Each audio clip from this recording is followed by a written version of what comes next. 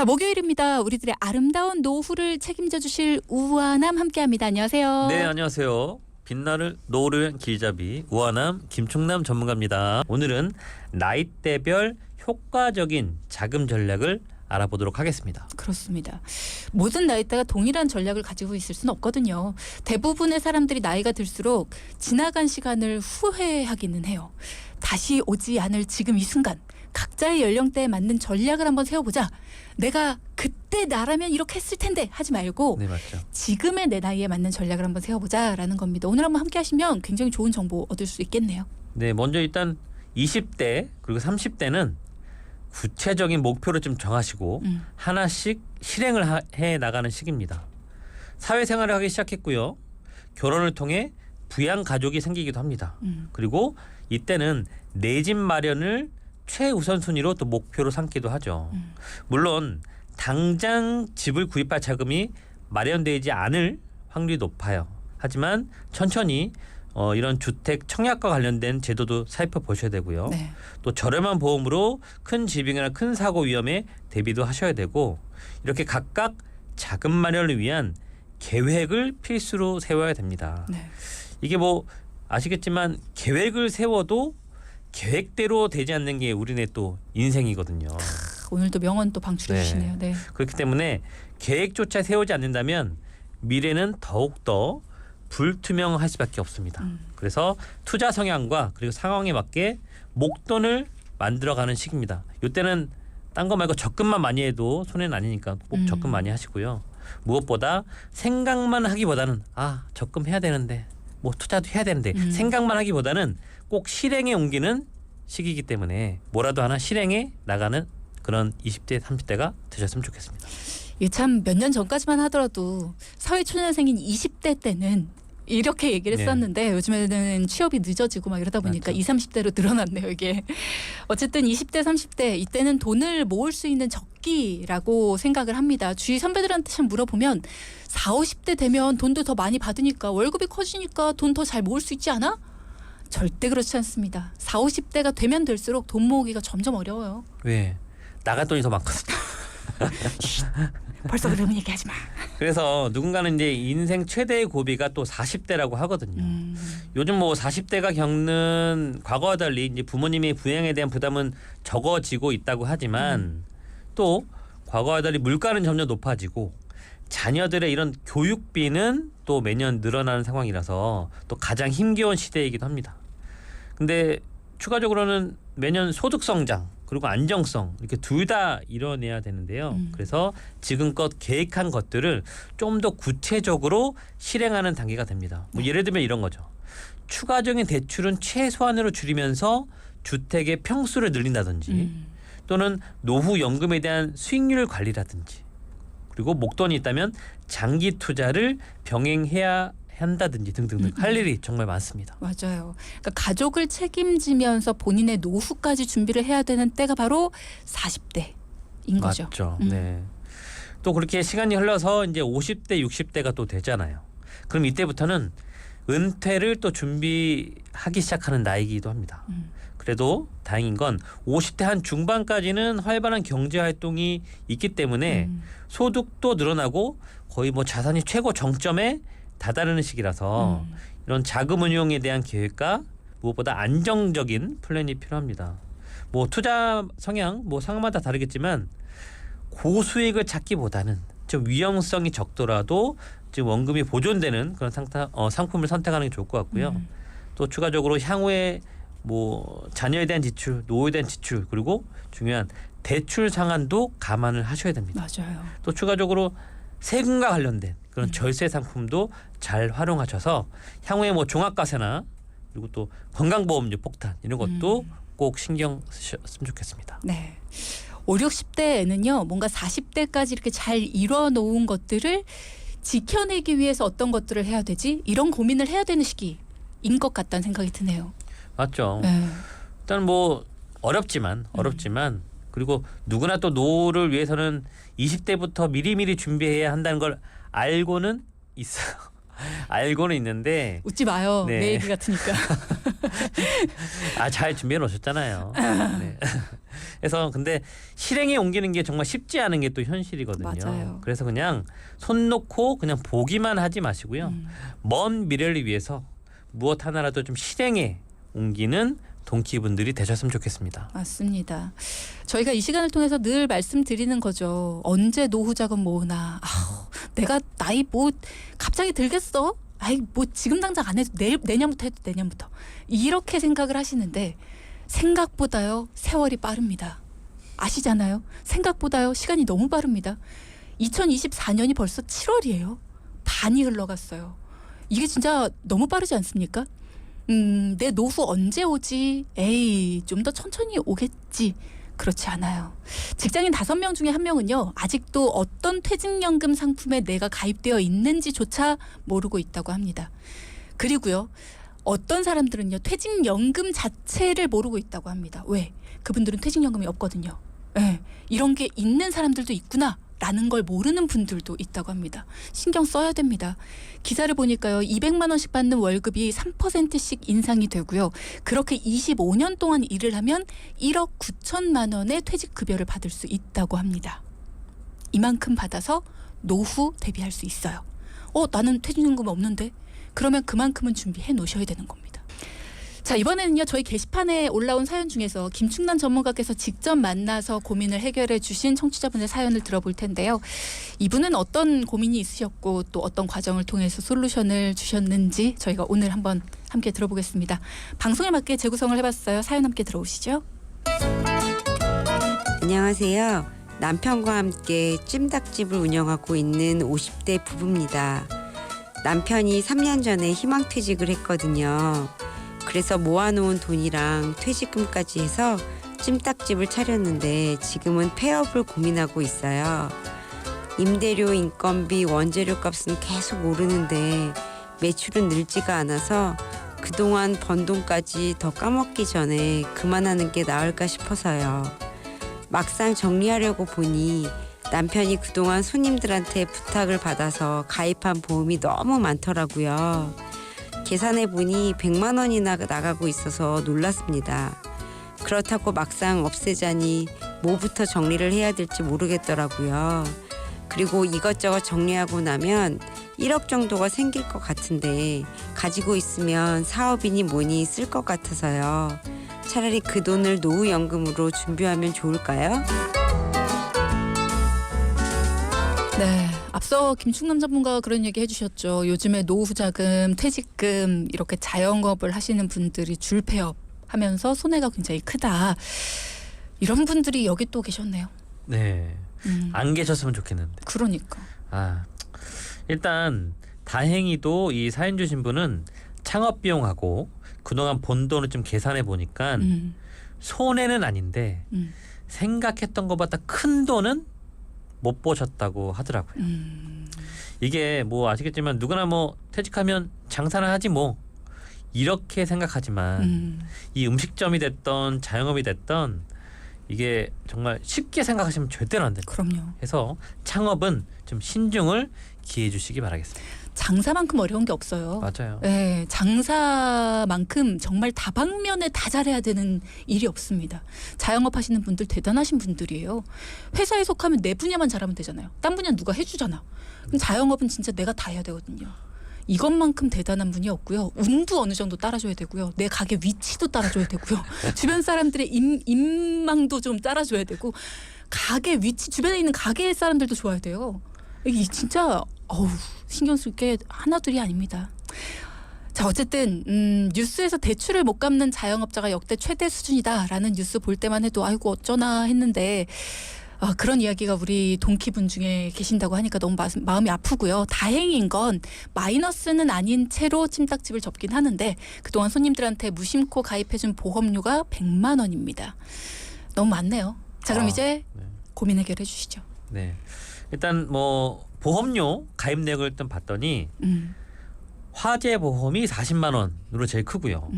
그 다음으로 종신보험 20만 원, 종합보험 20만 원, 치매보험 10만 원, 암보험 4만 원, 상해보험 3만 원, 수술비보험 3만 원 이렇게 합치니까 진짜 100만 원이 되더라고요. 이게 100만 원이면 보통 한 3인에서 4인 가족 두 집이 내는 보험료를 그치. 우리 남편분 혼자 내고 계시는 거거든요. 일단 제일 큰 보험료가 큰 화재 보험부터 살펴보도록 하겠습니다.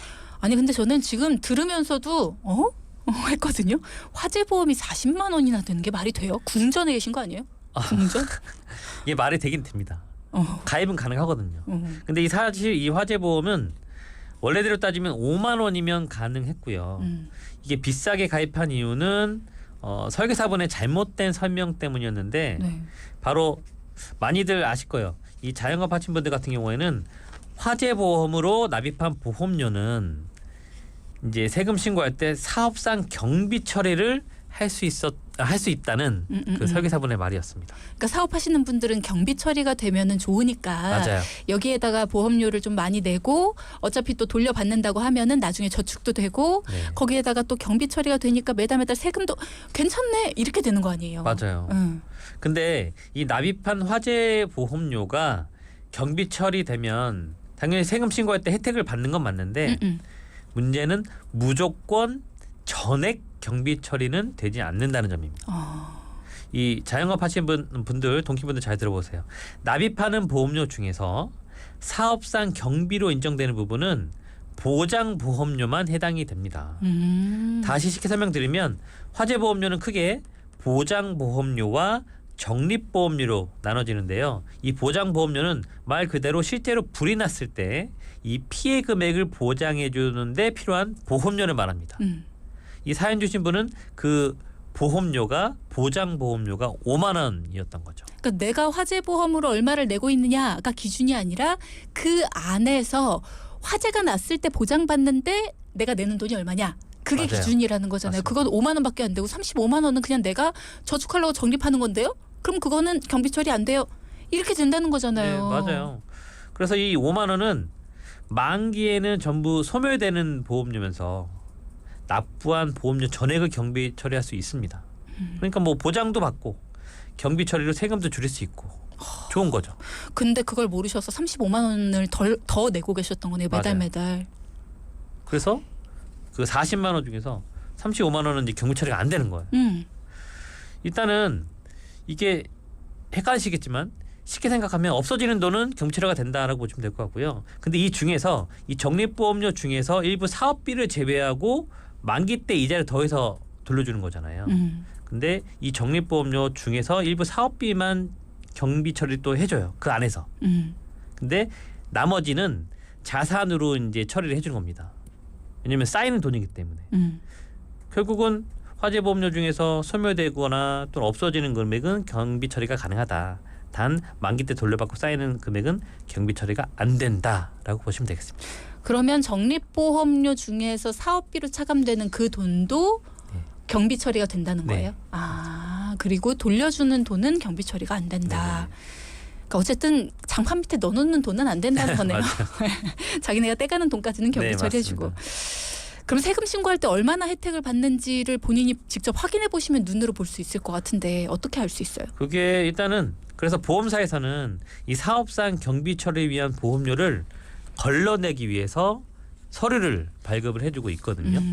그래서 종합소득세 신고하실 때 해당 보험사에 전화하셔가지고 납입증명서, 납입증명서를 요청하시면 거기에서 경비로 처리되는 부분이 얼마다 이렇게 딱 나옵니다. 근데 그 부분만 경비 처리된다고 보시면 될 것 같아요. 그렇군요. 네. 자, 자영업 하시는 분들 화재보험에서 적립보험료는 사업상 경비에 해당되지가 않습니다. 보장성 보험료만 해당이 된다. 이거 꼭 기억을 해주시고요. 적립보험료 또한 만기 때 전액 돌려받지 못하기 때문에 내가 많이 넣어서 저축할 겸 해야지라고 생각을 하셔서 넣으셔도 안 된다는 거 꼭 기억하셨으면 좋겠습니다. 사연을 소개해드리면서 3부가 마무리가 됐어요. 그동안 모아놓은 돈 또 퇴직금으로 남편과 함께 찜닭집을 운영하고 있는 50대 부부의 사연을 살펴봤습니다. 요즘 경기도 어렵고 또 매출이 늘지 않아서 결국은 가게를 정리하자라는 결정을 하셨어요. 근데 막상 정리를 하려고 보니까 한 달에 나가는 돈들 남편 보험료만 100만 원. 너무 많이 나간다라는 생각에 점검을 요청하셨고요. 우선은 50만 원이나 되는 화재보험료부터 살펴봤습니다. 자영업을 하시는 분들 화재보험에서 적립보험료라는 게 사업상 경비에 해당되는 줄 알고 이렇게 많이 넣는 경우들이 있는데 그렇지 않다. 보장성 보험료만 사업상 경비에 해당이 된다라는 거 앞서 3부에서 말씀을 드렸습니다. 과도하게 넣지 마세요 라는 것까지 정리를 해드렸고요. 자, 그 다음 이야기도 해볼까요? 네, 그렇게 일단 화재보험은 5만 원으로 아주 크게 줄여드렸고요. 그 다음으로 비싼 보험료가 한 20만 원짜리 종신보험이었는데요. 네. 이거는 한 작년 말쯤 판매되었다가 지금은 판매가 중지된 그런 고환급률 종신보험이었습니다. 가입한 이유를 여쭤봤더니 이게 또 막상 본인은 또 사망보험금이 들어있는 종신보험인지 몰랐다고 하시더라고요. 그냥 저축 상품인 줄 알았다. 종신인데 왜 저축인 줄 아셨을까요? 근데 이게 또 아이러니한 게 결과가 어찌 됐던 이 상품이 10년째 해지 환급률이 135%거든요. 좀 높죠. 그러면 7년 동안 원금 1,680만 원 내고 10년째 2,268만 원. 이게 환급은 나오니까 이자만 한 588만 원, 뭐 전액 비과세로 받을 수 있는 겁니다. 이게 앞으로 납입만 가능하다면 해지보다는 유지해서 나중에 환급금을 타시는 게 좋을 것 같다고 말씀드렸더니 이런 상품인지 몰랐지만 아무튼 뭐 괜찮네요. 그래서 남편분도 그렇게 하시겠다라고 말씀하셨습니다. 네. 자, 한동안 이렇게 해지 환급률이 높은 10년 이후에 해지 환급률이 높은 종신보험이 판매가 된 적이 있었죠. 맞아요. 이때 가입을 하신 분들은 꼭 하나 알아두셔야 될 거. 종신의 목적이 아니고 내가 그래도 해지를 했을 때 이 환급률이 높으니까 10년 이후까지는 좀 잘 유지하다가 뭐 종신보험으로 활용을 하든 아니면 그 이후에 뭔가 내가 돈을 좀 많이 받아서 쓰든 두 가지 중에 뭐 어떤 거든 내가 한번 활용을 해보겠다 이런 마음으로 이걸 가입을 하셨다.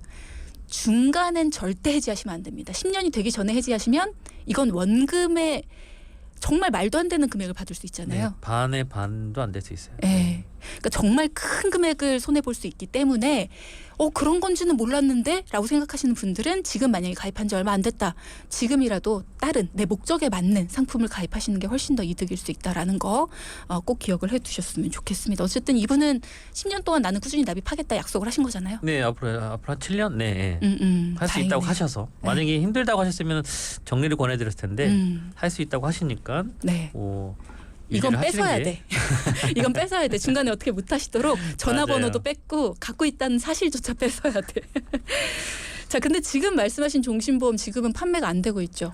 이게 뭐냐면 이 환급률이 작년 말까지 올해 초까지만 해도 한 130%대였었거든요. 해지했을 때. 근데 이게 한 124% 정도까지 떨어지긴 했어요. 한 불과 한 5개월, 6개월 차이긴 하지만 금리가 생각보다 많이 떨어진 거를 또 알 수가 있습니다. 물론 이런 130% 환급률보다는 못한 건 맞아요. 한 124%, 3% 떨어졌으니까.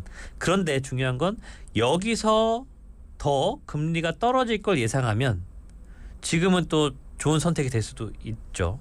물론 저축 상품은 아니에요. 아니긴 하지만 사망 보장과 이런 고환급률을 통해서 목돈 마련 이런 것들을 상황에 따라서 필요하다면 잘 활용하시는 것도 곧 없어질 상품에 대한 장점을 활용한다고 보시면 될 것 같고요. 네. 이게 뭐 고환급률 종신보험 뭐 갖고 있다고 해서 무조건 나쁘다는 게 아니라 한번 점검을 통해서 한번 잘 활용하시는 것도 좋은 방법이 될 것 같습니다. 네.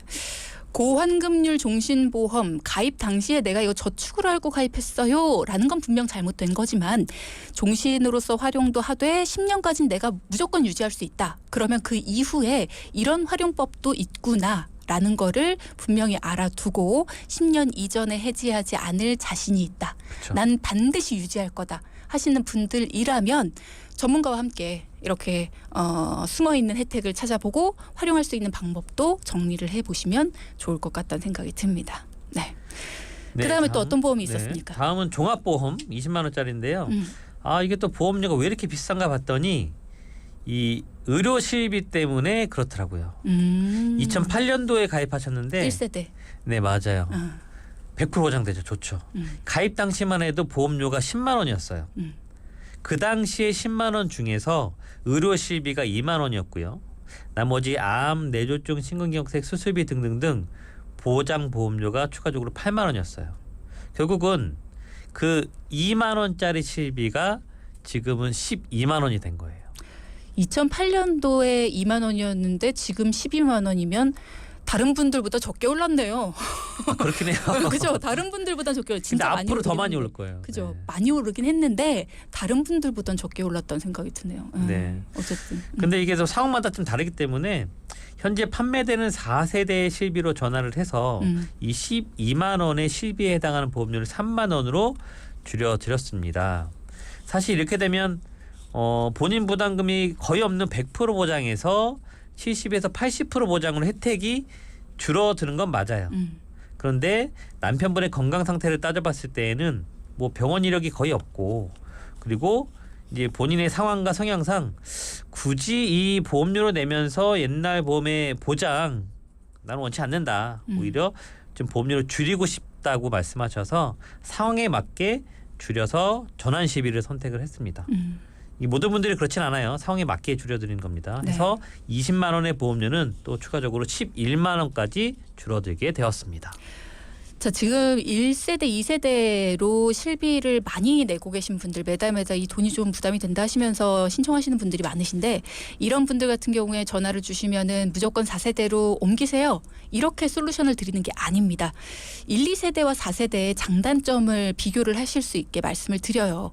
그런 다음에 지금 당장에 뭐가 문제여서 말씀을 주신 건지 그리고 본인의 가정이나 본인의 병력 이런 것들에 한해서 어떤 게 더 유리한지를 비교해드리고 추천을 해드립니다.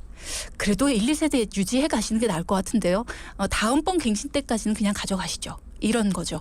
맞아요. 지금까지 다음번 갱신까지는 그렇게 많이 안 오를 수 있으니까 다음번 갱신까지는 가시고 뭐 이런 식으로 추천을 해드릴 수 있다는 겁니다. 왜냐하면 내가 자주 아파서 비급여 치료를 많이 받는데 4세대로 옮긴다. 그러면은 이게 내가 할증 구간까지 얼마 남았지? 10만 원 더 쓰면 할증이네. 그럼 10만 원. 요거 그냥 신청하지 마. 그냥 내가 써. 이런 식으로 될 수가 있어서 많은 고민들이 생기거든요. 그러니까 1세대가 많이 나간다고 무조건 4세대로 옮기라는 것도 아니고요. 무조건 그렇다고 4세대로 안 옮겨야 되는 것도 아닙니다. 이건 상황에 따라서 정말 개인에 따라서 솔루션이 다르기 때문에 이런 복잡한 문제야말로 전문가와 함께 논의를 해보는 게 필요합니다. 이제 남은 보험 또 있습니까? 또 있어요. 남은 보험이 끝난 줄 알았네. 예. 치매보험 10만 원, 암보험 4만 원, 상해보험 3만 원, 수술비 보험 3만 원인데요. 맞네요. 요 치매보험도 아쉽지만 이 보험료를 줄여야 되는 상황이시기 때문에 정리를 선택을 했습니다. 그거에 대한 뒷배경은 또 치매보험이 없더라도 이 국가에서 지원해주는 장기 요양급여 시스템이 있거든요. 1에서 뭐 4등급, 뭐 3등급, 뭐 재가치료, 뭐 요양사, 이런 요양병원 지원 이런 것들 설명드렸더니 그러면 뭐 나는 무리해서 할 필요는 없다라고 말씀을 하시더라고요. 그리고 수술비 보험은 또 갱신형이긴 한데 남편분이 한 작년부터 눈이 좀 침침하다고 하셔가지고 네. 혹시 모를 백내장 수술에 대비해서 일단 좀 더 유지하기로 했습니다. 네. 혹시라도 백내장 수술하게 되면 한 100만 원 정도의 보험금을 받을 수 있더라고요. 물론 갱신형이긴 하지만 지금 저렴하니까 네네. 곧 쓸지도 몰라서 유지를 권해드렸고요. 나머지 암보험과 상해보험도 좀 중복 보장이 많아서 과감히 정리를 했습니다. 그렇게 했더니 또 20만 원에서 보험료는 3만 원으로 줄어들었습니다. 그러니까 이렇게 요거 비싸네요. 이거 빼세요. 이거 왜 들었어요? 빼세요. 이게 아니라 지금 뭐 건강 상태가 어떠세요? 의사 선생님처럼 물어보는 거예요. 제가 의사는 아니지만 네. 아니지만 건강 상태를 물어보는 거예요. 남편이 곧 눈이 좀 침침해가지고 뭐 이런 얘기하니까 그러면 수술비는 당분간 남겨두시죠. 이렇게 세세하게 물어보고 또 정리를 해주시는 거죠. 혹시 모를 수술에 대비해서 수술비 보험은 남겨두셨다. 진짜 따져볼 게 한두 가지가 아니거든요. 보험 정리 정돈 할 때. 그런 것들을 내가 혼자 알아서 한다? 너무 어려운 문제인 것 같긴 합니다. 전문의와 함께 하시는 게 좋죠. 전문가와 함께 하시는 게 좋죠. 네, 그 믿을 만한 전문가 저희가 모시고 왔으니까요. 오늘도 한번 믿고 맡겨보시면 좋을 것 같습니다. 네, 김충남 전문가입니다. 네. 이렇게 해서 리모델링을 통해서 줄어든 사연자분 남편분의 총 보험료 100만 원에서 19만 원으로 와. 줄어들었습니다. 무려 한 81만 원 정도 줄어들었는데요. 그러네요. 정말 많이 줄어들었죠. 그러니까. 그 다음으로는 가지고 있으면 이것도 사업하거나 야금야금 쓸지도 모른다고 하시는 그 소중한 돈 1억 원을 노후 연금으로 활용하고 싶다라고 말씀을 하셨거든요. 맞아요. 네. 그래서 그냥 심플하게 일시납 연금으로 도와드렸습니다. 성향이 좀 안정적이시기도 하고요. 또 성격상 그냥 묻어두고 나중에 따박따박 연금이나 받았으면 좋겠다라고 하셨습니다. 그럼 이게 딱이죠. 그러네요. 일시납 연금 중에서 연 5%씩 보증이 되는 변액연금으로 선택을 해드렸고요. 네. 뭐 변액 아시겠지만 펀드에 투자되긴 하지만 이 상품 같은 경우에는 뭐 수익률이 마이너스가 되더라도 내 연금액만큼은 단리긴 하지만 연 5%씩 보증을 해주는 겁니다. 1억에 5%니까 연금액이 1년마다 250만 원씩 계속 늘어나는 거예요. 그렇게 했더니 최소 65세부터 받을 수 있는 연금액이 매월 약 60만 원. 연으로 받으면 한 720만 원 정도를 최소 평생 받을 수 있게 됩니다. 걱정하시는 거. 이 연 단리 5%는 보험사에서 약속한 금액이기 때문에 네. 수익이 나던 안 나던 이만큼 받을 수 있다. 그냥 신경 안 쓰시고 그냥 평생 연금으로 받으시면 되겠습니다. 저희 방송에서 보면 이렇게 보증해주는 상품 중에서 이렇게 금리가 다 달라요. 맞아요. 소개해 주시는 거 보면 뭐 5%, 6%, 7%, 8%다 이렇게 다른데 기왕이면 제일 높은 걸로 해주지 왜 다 다른 거예요? 그거는 상품마다. 이게 응. 이제 일시납 한 번에 목돈으로 들어가는 거는 어느 상품이든 회사든 5%가 최고고요. 이제 일시납 연금은 5%가 5%가 최고고. 그래서 이제 매월 납입하는 이제 월 납입형은 정말 다양해요. 5, 6, 7, 8, 5% 보증, 6% 보증, 7% 보증, 8% 보증 다 달라요. 근데 이게 또 나이대마다 연금을 지급해주는 지급률이 또 회사마다 좀 달라요. 그것도 있어요. 예, 그렇기 때문에 어리면은 뭐 6%에서 8%가 좋을 수도 있고, 좀 빨리 받는다 그러면 또 다른 선택을 하는 게 나을 수도 있고, 좀 복잡한 계산법이 있기 때문에 그러네요. 무작정 7% 8%가 좋다라가 아니라 실제적으로 그 나이에 맞게 여러 회사들을 비교를 해보시는 게 좋은데 이게 또 혼자 하기 어렵잖아요. 그렇죠. 그럴 때는 전문가의 도움 맞아. 받아보시는 게 좋습니다. 네. 그래서 우리가 그런 얘기도 했었죠. 고등학생인데 그 고등학생인 누나가 5%짜리를 받은 게 중학생인 남동생이 7% 받은 것보다도 훨씬 더 많은 연금액을 받더라. 뭐 네, 맞아요. 이런 얘기를 한 적도 있습니다. 그러니까 그런 것들도 우리가 따지기엔 너무 어려우니까요. 전문가의 도움 받아보시면 좋을 것 같습니다. 일단은 오늘 이야기 정리를 해드리면 한 달에 100만 원씩 내던 보험료를 19만 원으로 줄여드린 건 물론이고요. 여유자금 1억 원이 있는데 이거 노후 대비 어떻게 할까요? 라고 하셨는데 이분들 성향 자체가 매달 뭔가를 따져보고 이번에 이게 올랐네? 이게 좋네? 이쪽으로 옮겨? 뭐 이런 게 아니라 그냥 주는 대로 받고 싶어요. 이런 성향이셨어요. 안정적이셨고요. 그래서 일시납 연금으로 넣되 연 5%씩 보증이 되는 변액 연금으로 선택을 하셨고요. 그래서 65세 이후에 매월 약 60만 원씩 평생 받으실 수 있도록 도와드렸습니다. 오늘의 포인트 짚어볼까요? 첫째, 보험 점검은 선택이 아닌 필수입니다. 우리 집에 새는 돈구멍이 있는지 꼭 찾아봅시다. 일단 막아야죠. 네. 둘째, 목돈이 있다면 일시납 연금으로 평생연금을 준비해 보시기 바랍니다. 네, 전문가님 고생하셨습니다. 감사합니다. 네, 방송 중에 상담해드리는 내용은요. 청취자 여러분의 올바른 투자 판단을 위해 참고로 드리는 말씀입니다. 금융상품 가입이나 해지 같은 판단은요. 스스로의 책임으로 결정하셔야 한다는 점 꼭 기억하시기 바랍니다.